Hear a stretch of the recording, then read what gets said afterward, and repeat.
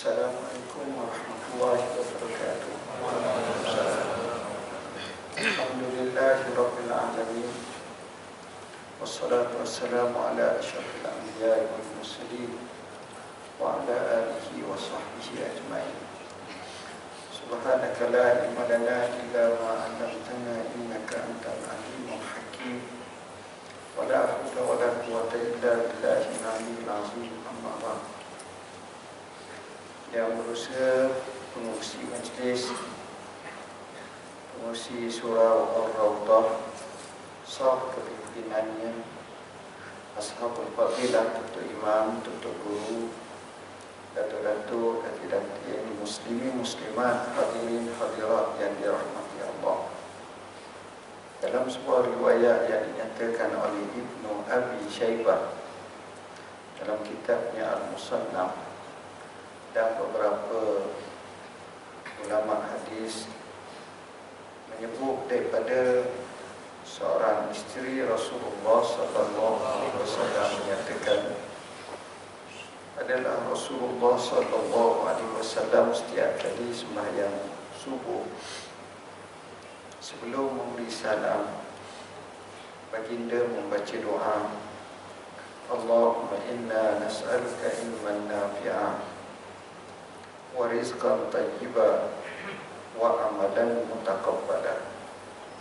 Ya Allah, ya Tuhan kami, atau ya Allah, ya Tuhanku, aku mohon kepadamu, kami mohon kepadamu supaya kamu kurniakan kepada kami ilmu yang bermanfaat, rezeki yang baik, dan amalan yang diterima.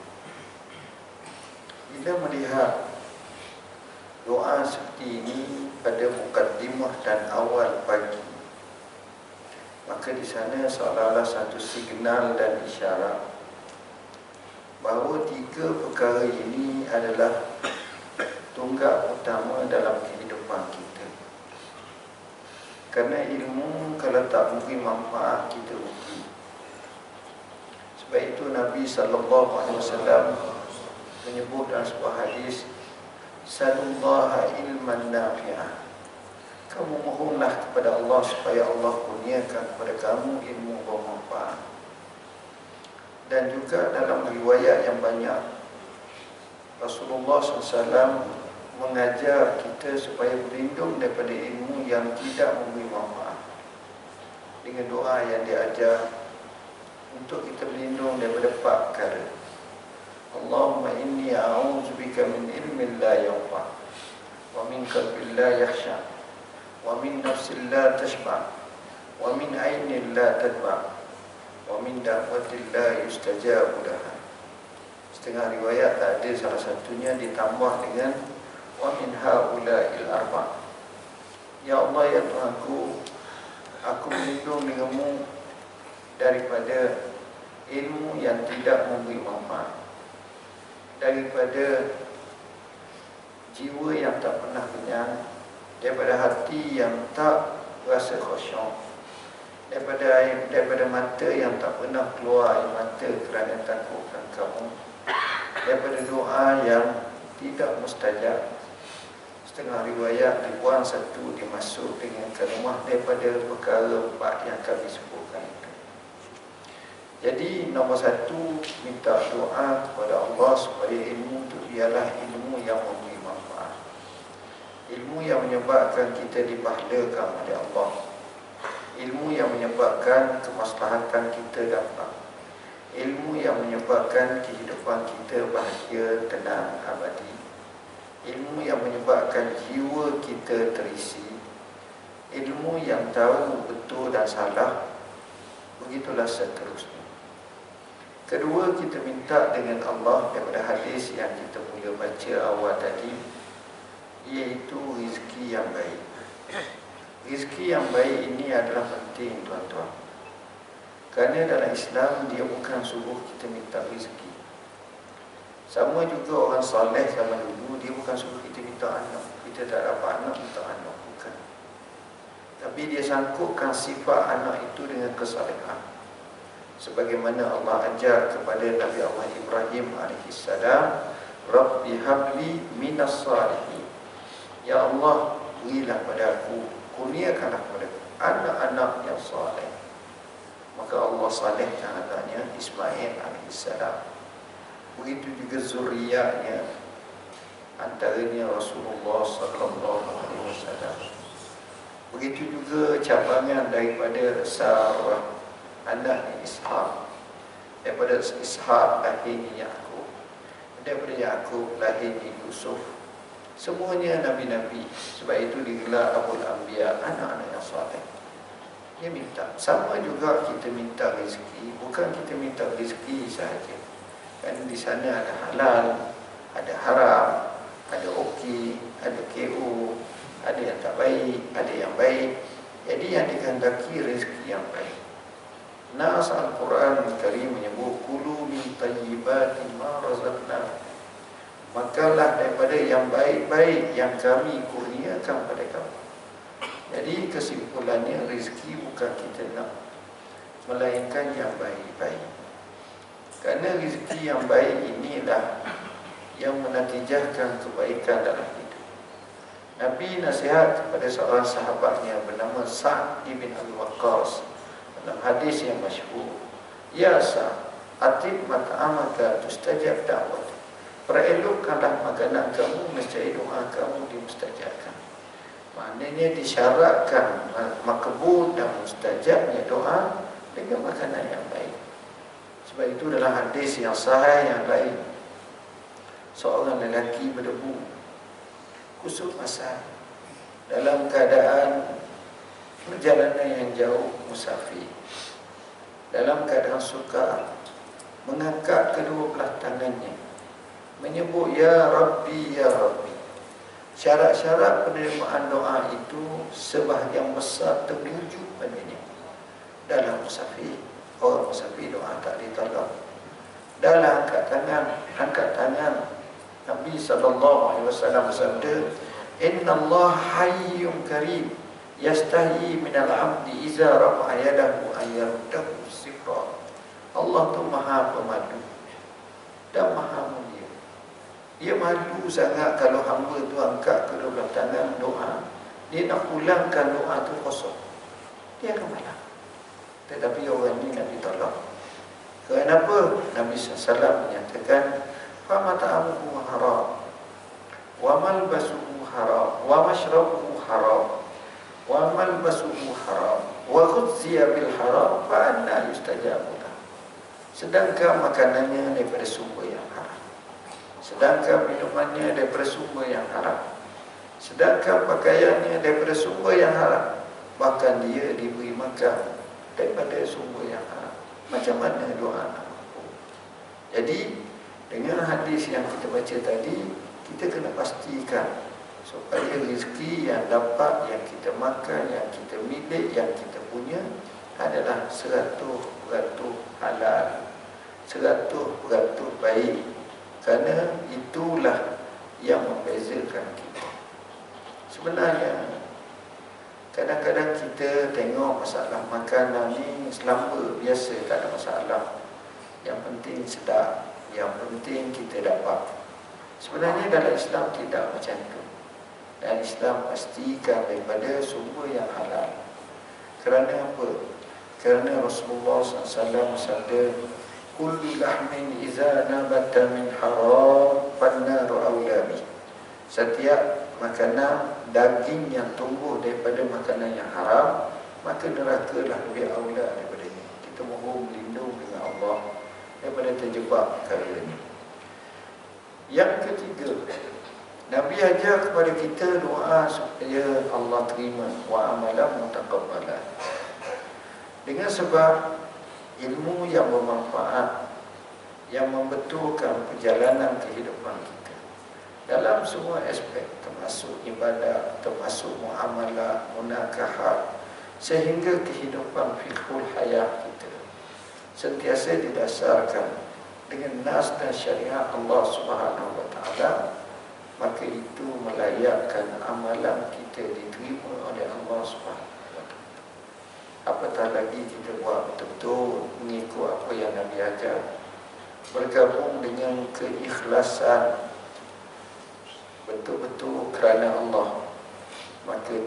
ada ruang dan ruang kecuali ianya akan dimakbulkan oleh Allah, dan itulah yang dinamakan takwa. Dan Allah berfirman, innama yataqabbalullahu minal muttaqin, sesungguhnya Allah hanya terima ibadah orang-orang yang bertakwa. Jadi tuan-tuan dan puan yang dirahmati Allah, itulah mukaddimah yang saya nak sampaikan, supaya jangan kita lupa, jangan kita lalai. Terutamanya setiap kali sembahyang subuh, akhir daripada kita baca doa, kita baca yang wajib tahiyat ataupun tasyahud akhir, maka kita masukkan sekali doa, Allahumma inni as'aluka ilman nafi'a wa rizqan tayyiba wa amalan mutaqabbala. InsyaAllah saya ada buku dalam buku itu, tuan-tuan boleh beramal insyaAllah. Hadirin hadirat yang dirahmati Allah, bila kita sebut puasa, hikmahnya banyak. Saya hanya akan sebut satu atau dua daripada hikmah puasa untuk kita tekuni dan kita fahami. Mudah-mudahan ia menjadi kebaikan dalam kehidupan kita. Kerana yang pertama, setelah kita hidup 11 bulan dengan gaya kita, kehendak kita, Allah bebaskan kepada kita, terutama dalam isu yang kita tak boleh berpisah, iaitu makan dan minum. Kita boleh makan pukul 8 pagi, pukul 10 pagi. Kita boleh makan pukul 4 petang, pukul 3 petang. Kita boleh makan tengah hari. Kita bebas. Tetapi bila mana datangnya Ramadan Al-Mubarak, Allah programkan untuk kita makan tak boleh siang hari. Kenapa dia tak kata tak boleh malam hari? Kerana sebahagian besar kita malam hari tak makan, kecuali awal malam lah, kadang-kadang setengah orang tu biasa. Kerana malam hari ini untuk hidup, kerana malam hari ini untuk rehat.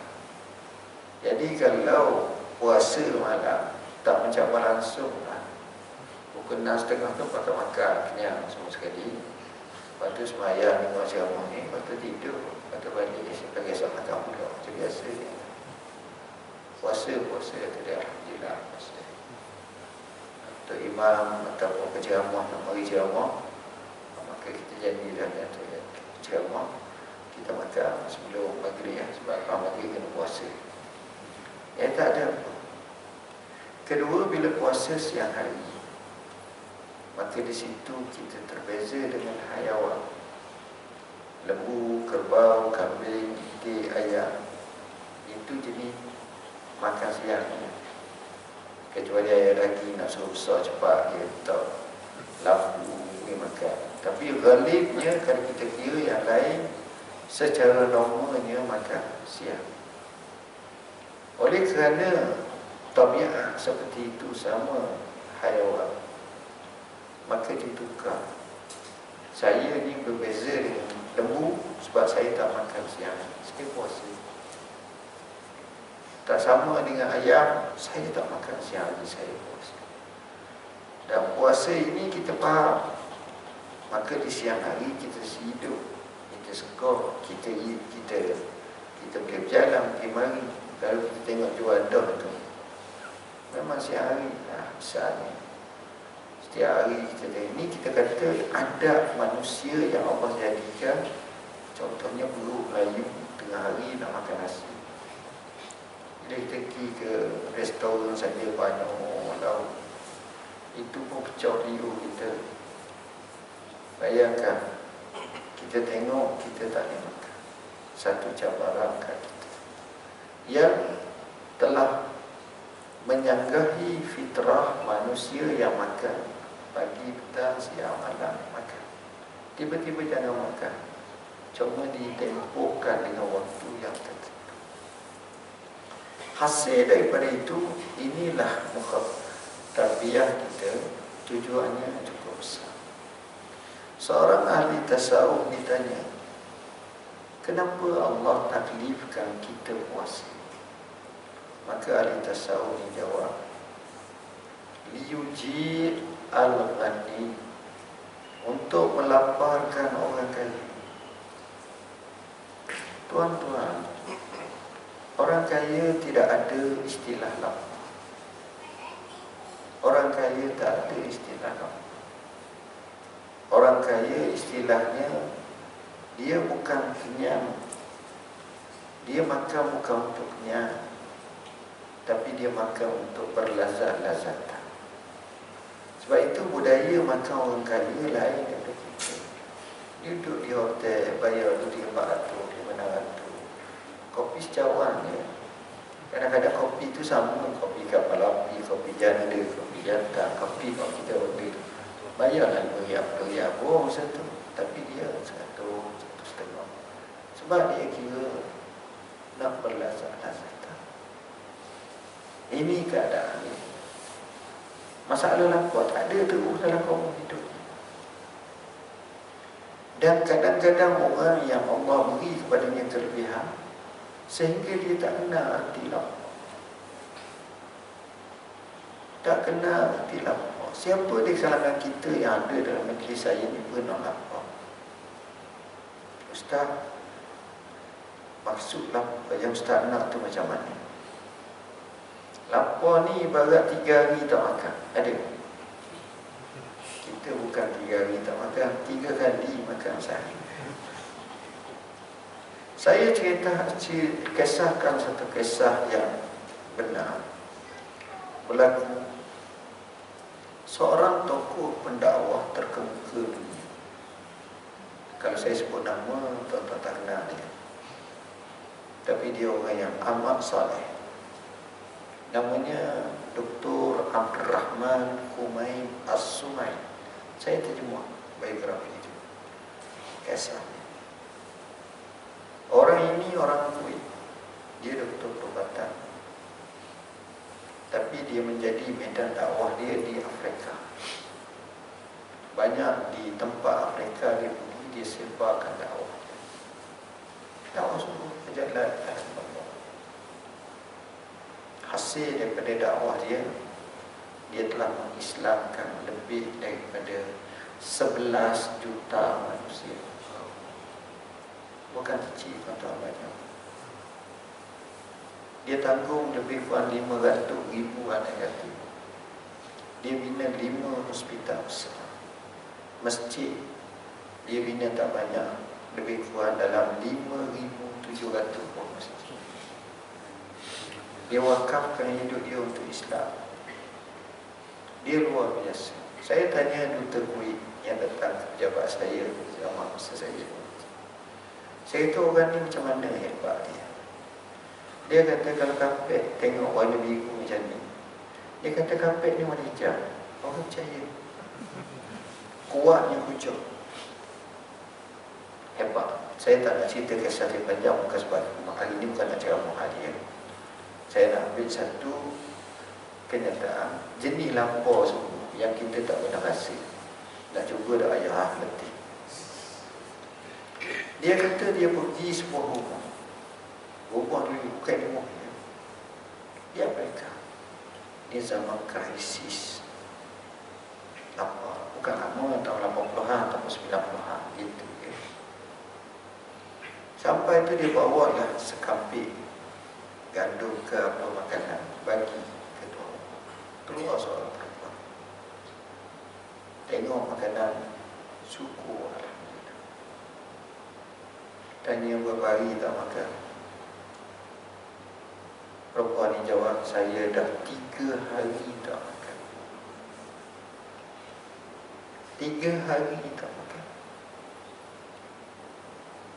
Kalau bayang kita puasa, buka tu tak tengok kiri kanan tak. Handset apa benda sibuk macam mana pun tak faham. Urgent entah mana pun, tender 3 juta pun aku nak makan. Faham? Itu sebab saya terlapar. Tiba-tiba perempuan ni kata apa? Ambil balik tu. 3 hari tak makan, pulang balik. Bila pulang balik, kawannya pun terkejut. Kenapa? Dia kata belakang, jiran saya di belakang tu, dia lebih berhak. Kenapa dia berhak? Dia 7 hari dah tak makan. Itu lapar tu betul. Lapar. Ini kita bimbang. Dia dalam dunia ni kehidupan banyak teori-teori. Tapi kita kata berfakta lah. Antara teori yang dibimbang berlaku, saya bukan kaki teori tak, tapi kebetulan berbincang semalam dengan beberapa sahabat, ialah sebagai contoh, kita diuji dengan wabak yang dipanggil sebagai pandemik, sehingga seluruh dunia seolah-olah dunia terhenti seketika. Kaki melacung tak boleh melacung, kapal terbang tak terbang, border ditutup, kehidupan tak selesa, semua pakai macam ni, pakai emas. Yang mana dulu ada, kalau kita pakai emas ni orang tanya, lalu pergi ke mana kau pelik sangat, bawa balik ke hospital. Sekarang tak pakai, orang bimbang. Tengok. Jadi wabak, masa wabak tu lah kita tengok diuji macam-macam. Apa diuji? Ekonomi jatuh, kadar inflasi tinggi, kadar kemiskinan tak sekira lah, kadar pengangguran tak sekira.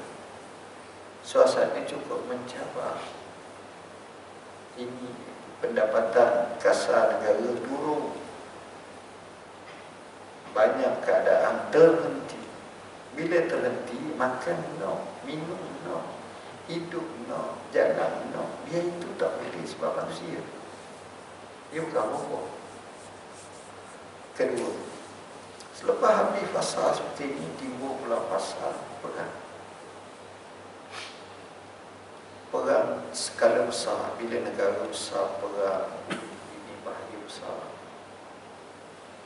Dia perang ni betul, dia dengan dia, orang ni dengan orang ni. Tapi impak tu, besi naik, gula naik, makanan naik, bahan-bahan pembinaan simi naik. Tak ada tu, hujan je tu, makanan naik. Kita tengok ayam, kalau dulu seria je sekilo, cerita 30 tahun lepas. Tapi sekarang tak boleh, 10, 11 dah biasa. Siapa sangka ikan merah, ikan jenahar sampai 40, 38. Cuba tengok dulu, pandai ikan merah tu buang barang itu, dan ikan merah aku 100. Nak masak besar-besar sikit, besar kepala kita 100. Gulai ikan merah, kepala ikan merah, pakai kari ikan, kepala ikan. Jadi tuan-tuan, kesan daripada itu akan timbul yang menimbang krisis makanan. Makanan ini cabaran kita. Harga naik, makan sikit. Saya cuba perhati beza 3 tahun lepas dengan sekarang. Sebuah masjid, saya tanya, buka puasa buat orang Pak Atuk boleh ada. Dulu 1,000, 1,500. Sebab ialah masjid kewangan. Dan yang masjid ni berapa? Sekarang ni 200. Dulu 3,000. Ni saya tanya sekitar nilai je. Saya dah tanya jauh-jauh. Dah kira tadi di muka Madinah. Dah. Tengok. Kenapa jadi macam tu? Inilah cabaran. Ini kita tak usul lagi. Kita dah pergi lagi rumah-rumah. orang susah. Kalau tuan-tuan pergi rumah susah, susah semua.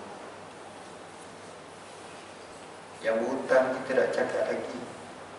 Yang tak mampu nak bayar tak cakap lagi.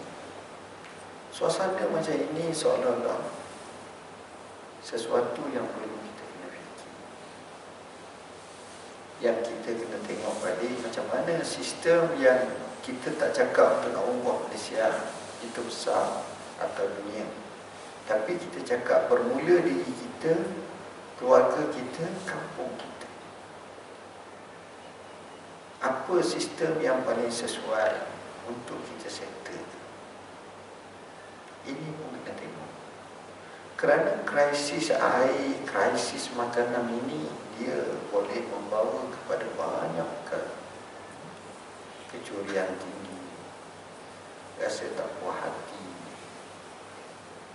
Tuan-tuan, kalau tuan-tuan tengok dalam gambar, setengah gambar tu orang seperti imigran, orang pelarian duduk dengan anak dan duduk dengan keluarga di tepi KFC atau McDonald's dalam keadaan tengok, sebab dia punya kedai tu cermin.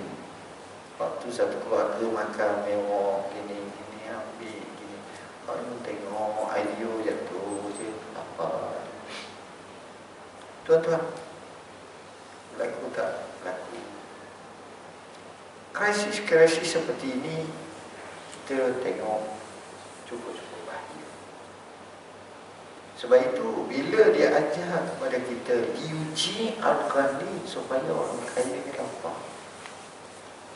Bila lapar dia rasa asam tinggi. Tak boleh orang kaya banyak sedekah pada bulan Ramadan. Dan bila dia tengok orang lapar, dia duduk. Sebab dia tahu dia lapar. Bukan dia dengar, bukan dia tahu saja, tapi dia rasa dia pula. Saya tak boleh main lapar. Lapar, tuan-tuan. Bila lapar ni, dia mari fikir yang banyak. Sebab itu kita tengok makanan yang hebat berdasarkan kreativiti dan inovasi berlaku pada bulan Ramadan. Serba mak nenek keluar. Kuih yang kita tengok zaman yang kita itu keluar balik. Sebab kreatif dia tak ada kerja, dia mikir baca buat kuih. Ayam, mana ada zaman dulu ayam bakar dalam pasu. Sekarang ada bakar dalam pasu. Pasu tanya orang perempuan, tanam bunga. Ni yang pasu buat bakar ayam. Aku pula. Dia boleh pasal dalam pasu. Buat kerja boleh puyuh macam-macam. Jadi saya tak pernah pergi lagi ke bazar mana. Tapi gambaran-gambaran tu kita tengok. Dia jadi kreatif. Lampau. Pandai dia buat. Jadi tuan-tuan dan puan-puan yang dirahmati Allah, melampaukan orang-orang kaya menyebabkan orang kaya ini akan tersentak daripada lamunan kehidupan dan bantuan dibagi. Lapar ni tuan-tuan, kita wujud negara kita ni syukur. Saya berharap banyak kawan-kawan, negara kita dianggap sebagai syurga dunia.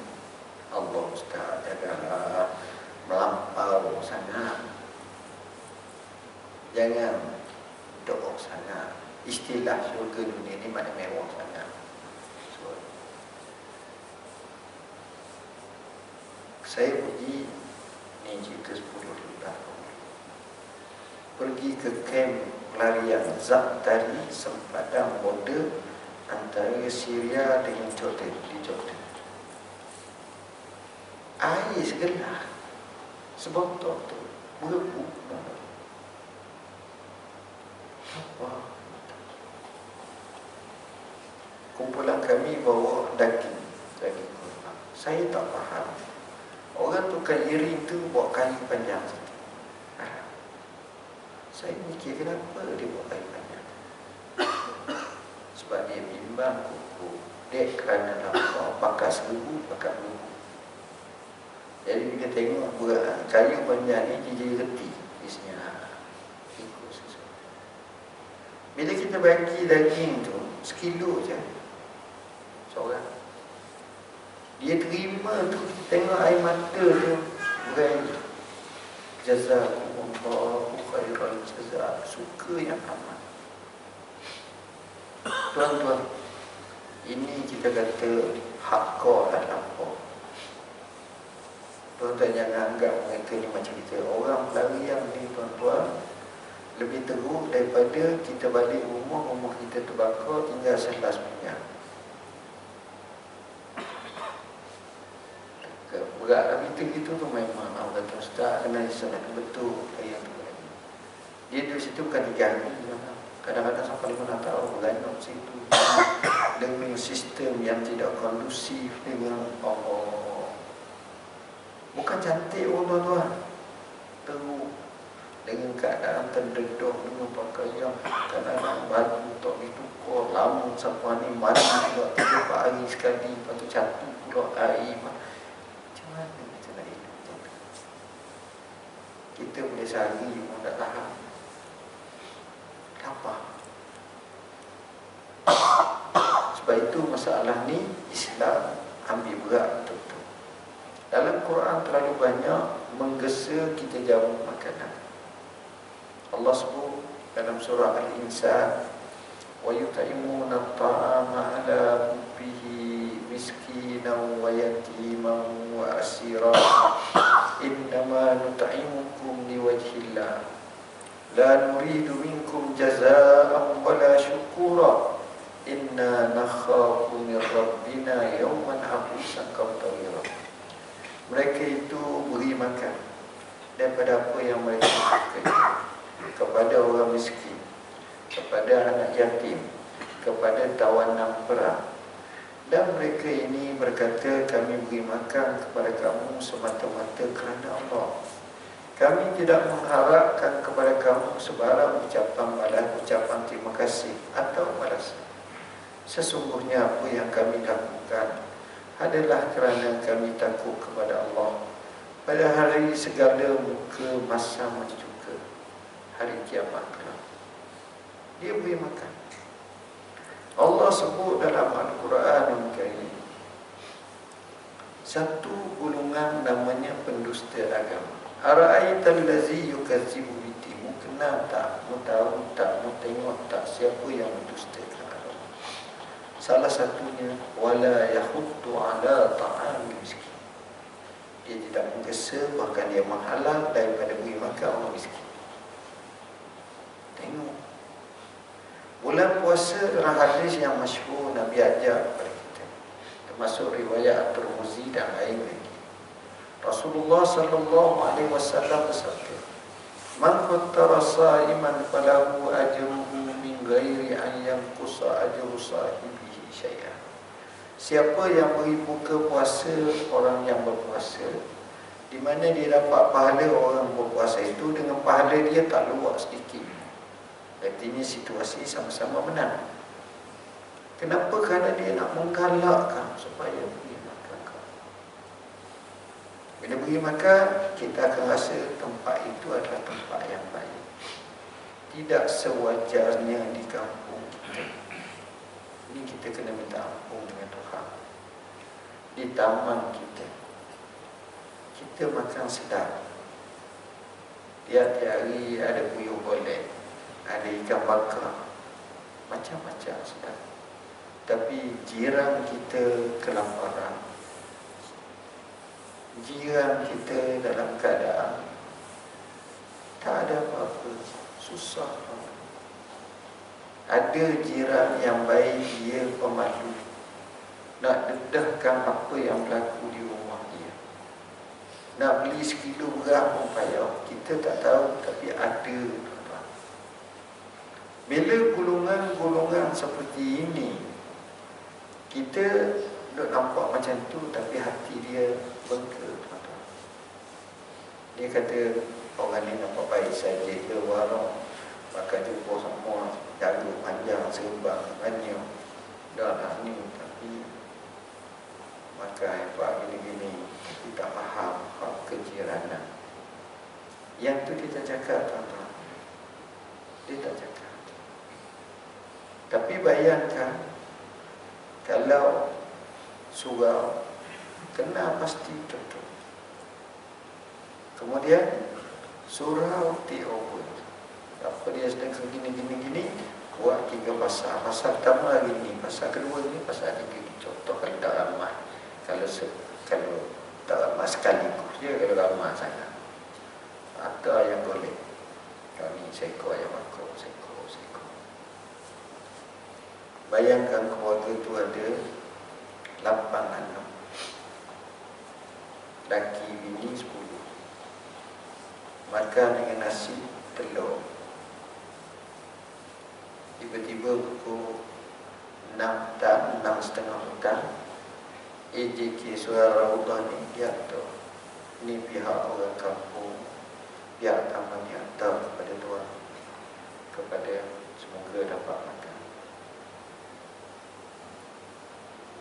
Tuan-tuan, anak yang duk makan dengan nasi putih, campur kicap, tak masuk umpama. Ini bukan bersama mudah, bersama ku lah ni. Tuan-tuan, apa dia kata? Adakah sudah dia terima tu dia akan maki celaka, jahat pokoknya? Dia akan katakan, ya Allah, baiknya orang kampung kita, tamak kita, surau kita, doa. Dia bukan kita kena zalim, bukan dia tak kena zalim. Tapi orang miskin, orang yang berhajat, bila dia doa dia makbul, tuan-tuan. Saya cakap, Ji, dia ada doa saya kaya. Ji kata, pada aku doa pada Tuhan, pada aku doa aku. Memang gitu pun. Tapi bila bagi tu, itu kita dapat. Dapat, tuan-tuan. Jadi ini bukan kita, surau dapat. Semalam saya tengok kisah sikit. Saya tersentak.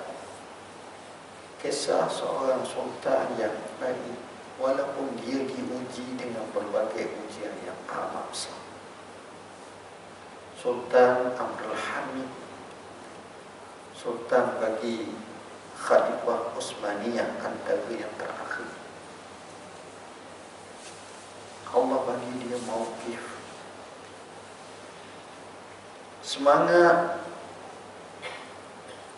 Banyak ciri-ciri dalam kehidupan dia itu mewajarkan dia sebagai sultan. Dia tanya orang macam mana harga barang mahal. Sebahagian besar peruntukan gaji dia itu dia tolong bantu rakyat. Kadang-kadang dia menyamar, dia pergi bawa seorang pembantu dia, bawa makanan, dia tahu orang perempuan tu miskin, dia letak depan rumah. Itu makanan. Hampir setiap bulan. Ataupun seminggu, 2 minggu sekali. Perempuan tanya dia, Tuan, mohon maaf.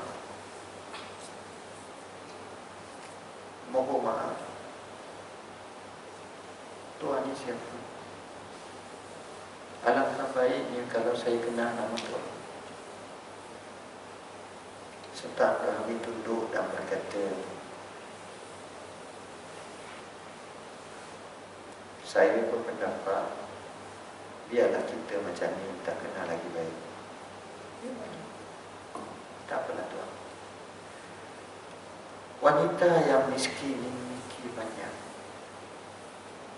sehingga satu malam dia bermimpi. Bila dia bermimpi, orang yang hantar makanan tu dalam mimpi itu seolah-olah bagi tahu inilah Sultan Abdul Hamid. Jadi dia nak sahkan mimpi dia. Hari Jumaat Khalifah baca khutbah. Dia pergi ke pasar. Ini di Turki, bukan sini, di Turki. Sampai dia tengok betul. Oh. Pada hari berikutnya ataupun waktu berikutnya Sultan datang. Bila datang, dia pun bercakap.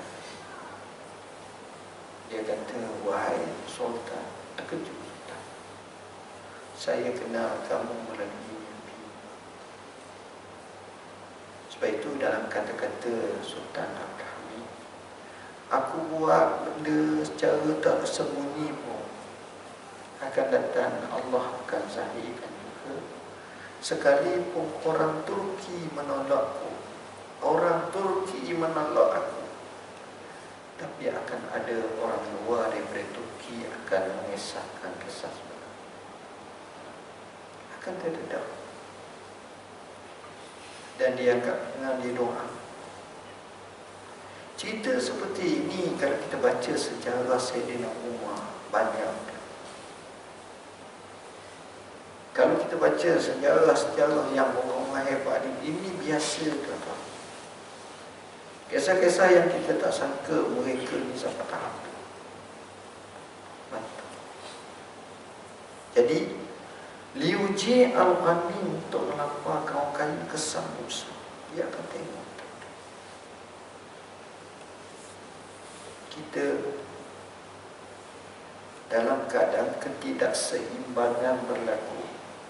Ada rumah membazir lebih banyak daripada makan. Tapi ada rumah yang tak cukup makan. Dua keadaan yang berbeza. Saya punya anak-anak ramai, kata. Anak saya 13,000 orang. Bukan 3 orang, 5 orang tak nak betul. 13,000. 13,000 lebih. Anak Ambo. Sebab Ambo tugas sebagai pengurusi usi. Apa yang saya buat? Saya jamu dia setiap hari 200 orang. Bila jamu ramai yang tak dapat, saya kata up lagi sampai 500 orang saja. Alhamdulillah setakat puasa ini tak pernah miss. Hari ini pun ada. Setiap petang. Sebab tu saya tak berapa nak pergi. Orang ajak muka banyak, saya kurang. Saya akan pergi asrama ni. Saya duduk dengan pelajar. Saya akan kasih kira. Dan saya tengok muka-muka pelajar. Sebab kita dulu pernah belajar juga, kita faham lah. Kita pun pernah belajar juga, kita faham. Bukan, saya bukan apa-apa kerana Alhamdulillah, bukanlah. Tapi bukan kaya lagi. Orang berhidup. Orang berhidup dulu. Cerita dulu. Kita tengok air ke kadang-kadang.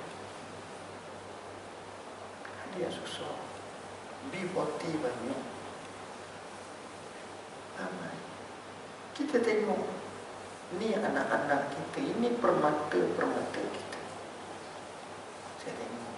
Ya Allah. Hati kecil. Cuma Allah nak bagi kita kaya sangat. Kalau kaya sangat tu lain lah. Ini sekadar kita pakai aja kawan-kawan. Kumpul gini-gini. Alhamdulillah boleh. Mana itu sejuzu yang saya tak tahu keseluruhan. Memang kami tak mampu. Oh. Ini dia. Sebab itu zaman Sayyidina Umar, kalau kita rojong, dia luar biasa. Kisah pelik-pelik zaman Sayyidina Umar. Boleh jadi kerana niat dia tu luar biasa. Sayyidina Umar ni, dia kata, wallahi kalau seekor kambing yang duduk di tebing sungai Furat, kat mana? Dekat Parsi, dekat Iraq, dekat dengan Syria. Seekor kambing itu jatuh dalam sungai kena gelincir. Aku rasa Allah akan tanya aku. Sifat kebertanggungjawaban tu, aku rasa Allah akan tanya aku. Sayyidina Umar ni satu ketika dia tidur sama dengan rakyat dia, kawan-kawan dia. Tiba-tiba datang seorang perempuan. Perempuan ini tak kenal dia. Dia tidur. Jadi dia tak pakai emas macam kita lah, tidur biasa. Masa itu tak ada COVID. Jadi tidur. Tiba-tiba perempuan tu curi kaki dia. Mana? Dia pun terkejut. Ada apa? Dalam masjid. Dia kata, aku berfirasat ataupun aku menyangka kuat kamu boleh tolong aku. Dia tak tahu saya nama Mu'tah Amirul Mu'minin sebab tidur sama dia. Oh, ni pakai baju murah pada kita, tuan-tuan. Ada apa? Wala salam wala kalam ni tanpa apa-apa, tiba-tiba comok begitu lalu kejut dan apa baru. Dia kata, saya ada minta bantuan dengan penjaga bantuan, kalau tak silap namanya Muhammad bin Maslamah, sahabat juga yang saya nak taklifkan, tapi saya tak dapat. Hak tak apa. Jadi aku nak ajak Muda pergi dekat orang tu, mau cakap lah dengan dia. Saya nak kata tak payah. Saya nak mau panggil pembantu dia, namanya Yafa. Ya Yafa. Yafa kejut. Yafa kata, ada apa yang berlaku ni? Dia kata, kau pergi panggil nama kawan yang kejut macam mana? Kawan yang boleh panggil pula ni. Sedangkan kawan ni orang beratur hitung. Kau pergi panggil. Satu kan pagi tu, nama apa? Muhammad bin Maslamah. Panggil dia. Cerita ni bukan di Madinah, masa di dalam satu tempat lah, jalan. Dengar saja rumah panggil kawan ni kata, ada apa sini? Tengok dia haibah rumah tu, dengar orang panggil je, orang takut. Ada apa? Dia kata, aku pun tak tahu. Cuba tunjuk clue-clue sikit lah. Dia kata, cuma ada seorang perempuan duduk kat dia, kat sana. Malu. Dia pun rasa mungkin dah bagi bantuan. Kawan ni pun datang. Kawan ni datang. Jadi perempuan ni tengok orang ni datang, takut. Dan orang besar dia datang, apa kat pula dah aku ni. Tiba-tiba orang ni pun takut. Ya Amirul Mu'minin, ada apa? Dia dengar saja nama Mu'minin, perempuan ni duduk tepi. Rupanya tak tahu tu Amirul Mu'minin. Saya nak kata dia tak ada makan, dia tak bagi, tak dapat, tahu apa macam mana sebenarnya. Ya Amirul Mu'minin, memang saya janji nak bagi, tapi maka habis dah masa tu. Habis dah, bagi dah. Giliran dia tak dapat. Saya nak kata, okey, bagi sekarang. Topak tahun lepas sekali. Bagi. Suka dia kata. Bahasa Arab dia kata, inni tawassam tuka. Aku ni menyangka kuatmu ni orang baik. Orang begitu. Tengok kenapa. Apa makna kata ulama? Ulama kata, wallahi, kadang-kadang saya nak mau terlepas. Tiba-tiba mari orang untuk nak suruh diselesaikan dan dia boleh selesaikan. Itu hebat. Itu hebat. Oleh kerana itu kita juga kena ada. Kalau kita mula ini, kalau boleh kita tanya pihak surau kita ni nak derma, nak kita tak payahlah bagi 4,000.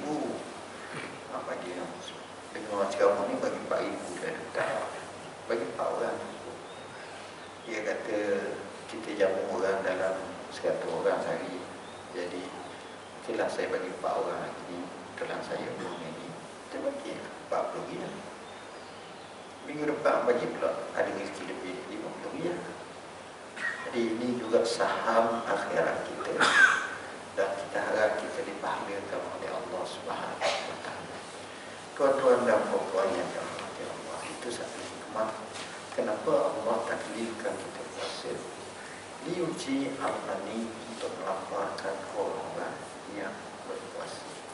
Orang kaya, bila dia lapar, dia akan jadi semangat, dia akan jadi baik, dia akan jadi banyak kesan.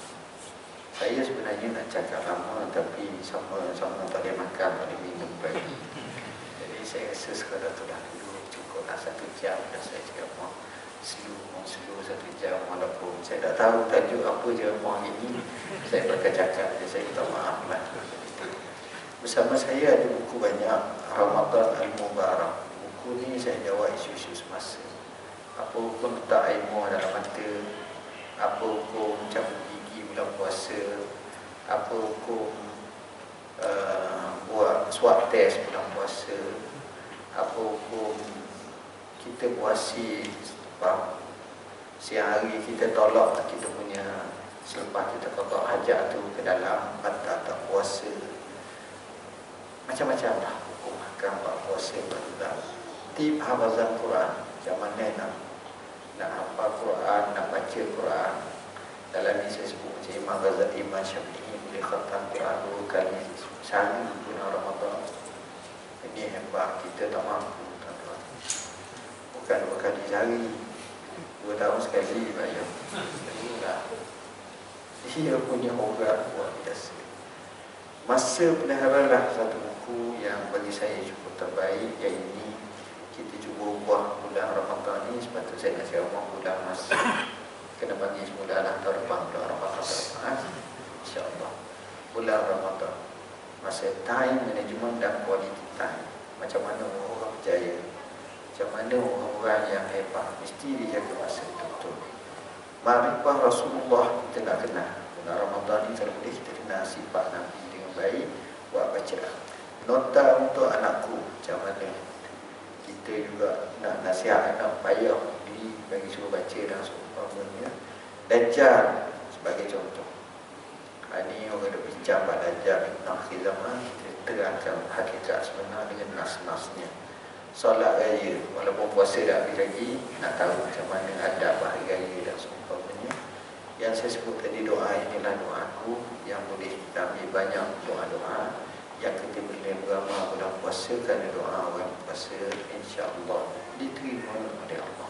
Sekadar itu, mohon maaf banyak. Marilah sama-sama kita akhiri dengan doa.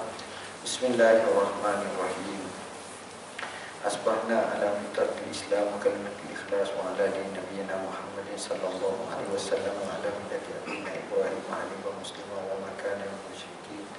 Allahumma anta rabbuna la ilaha illa anta khalaqtana wa nahnu 'abduka wa nahnu 'ala ahdika wa wa'dika mastata'na. Na'udzu bika min syarri ma sana'na, nabu'u laka bi ni'matika 'alaina wa nabu'u dzunubina faghfir lana fa innahu la yaghfiru dzunuba illa anta. Allahumma inna zalamna anfusana zulman katsira wa la yaghfiru dzunuba illa anta faghfir lana maghfiratan min indik warhamna innaka antal ghafurur rahim. Allahumma ati anfusana taqwaha wa zakkiha anta khairul man zakkaha anta waliyuha wa mawlaha. La ilaha illa anta subhanaka inna kunna minaz zalimin. Allahumma inna abiduka wa bani abidika wa bani imaika nawasina bi yadi madi bina hukman bina qadar. Nas'aluka bi kulli ismin wa laka samaita bi nafsak aw 'allamtahu ahadan min khalqika aw anzaltahu fi kitabika aw ista'sarta bihi fi ilmi ghaib innaka antal qur'an rabi'a qulubina wa nura sudurina wa jila ahzanina wa zahara humumina. Bismillahirrahmanirrahim. Allahumma la quwwata illa billah. Allahumma inna nas'aluka al-huda wa at-tuqa wa al-'afwa wal ghina. Allahumma rabb Jibril wa Mika'il wa Israfil wa fatir as-samawati wa 'alimul ghaibi wasyahada anta tahkum baina al-ibadi bima kanu bihi yakhtalifun dina wa mukhtalifa bihi min haqqi innaka tahdi man tasha'u ila siratal mustaqim. Allahumma inna nas'aluka ilman nafi'a wa rizqan thayyiban wa 'amalan mutaqabbala. Allahumma inna ala zikrika wa syukrika wa husni ibadatika. Allahumma inna nas'aluka al-'afiyata fid dunya wal akhirah. Allahumma inna nas'aluka al-'afwa wal 'afiyata fid dinina wa dunyana wa ahlina wa malina. Allahumma astur 'awratina wa amir rawatina. Allahumma qasna baina aydina wa min khalfina wa an aymanina wa an shama'ilina wa min fawqina wa na'udzu bi'azamatika an tahdina. Allahumma innaka 'afuwwun tuhibbul 'afwa fa'fu 'anna. Ya Qayyum bi rahmatika nastaghits aslih lana sha'nana wa la takilna ila anfusina tarfata 'ain. Allahumma la sahla illa ma ja'altahu sahla wa anta taj'alul hazna idza syi'ta sahla. Allahumma qina bi ihlalika an haramika wa lana bi fadlika min siwa. Ya muqallibal qulub sabbit qulubina تعيننا على دينك وعلى طاعتك. اللهم إنا نسألك من خير كله عاجل وأجل ما علمنا منه وما لم نعلم، ونعوذ بك من الشر كله عاجل وأجل ما علمنا منه وما لم نعلم. اللهم إنا نسألك من خير ما سألك عبدك ونبيك، ونعوذ بك من شر ما عاذ به عبدك ونبيك.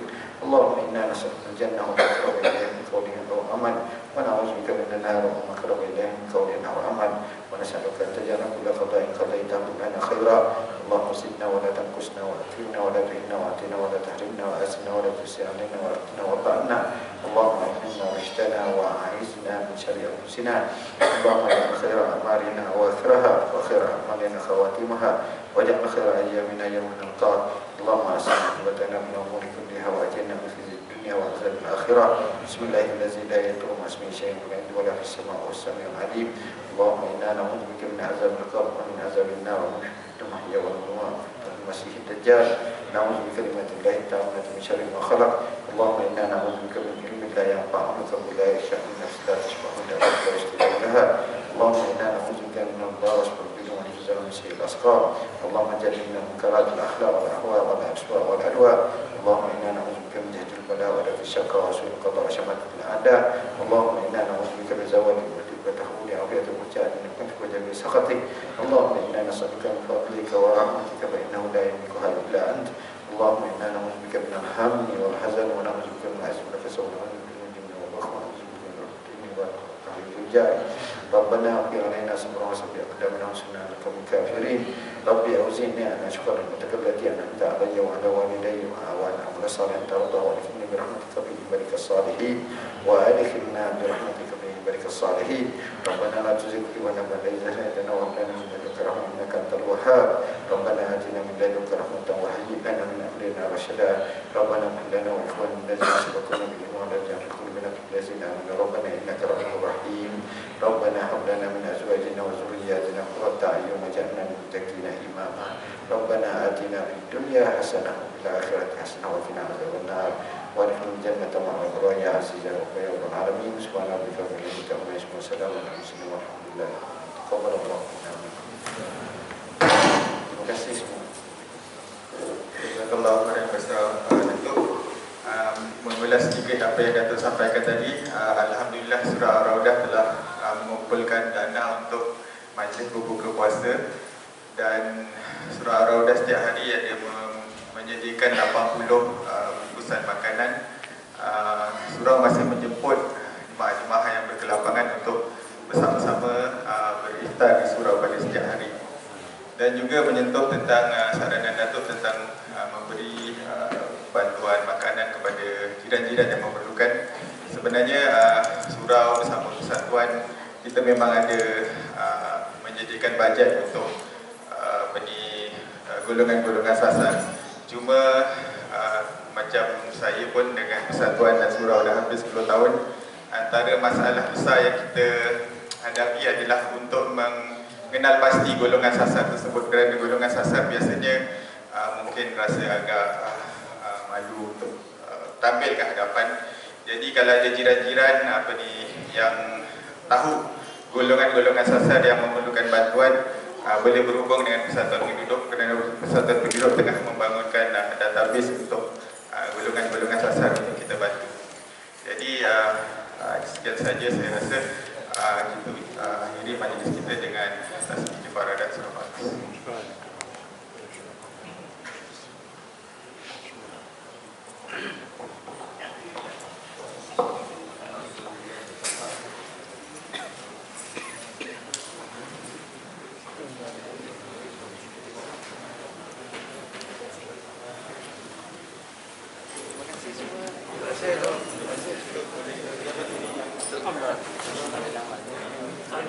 Siapa nak ambil gambar sila.